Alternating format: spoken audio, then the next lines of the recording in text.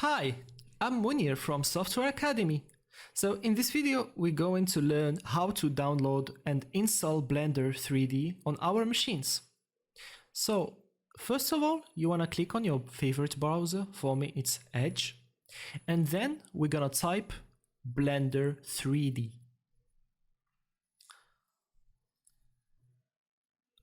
Here, as you can see, the blender.org website is appearing.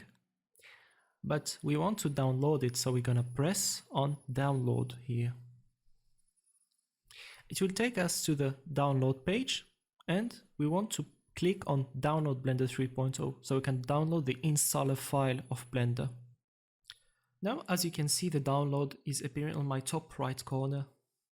So we're gonna click on open. Here we go, our installer file is open now. Now we're gonna press on next, and then we're gonna agree to the terms here. I'm gonna click on it and then press next. Now Blender will ask you for the directory or the path where you want to install Blender. I suggest you to keep it as it is and do not touch it. Now we're gonna wait for the installation to finish.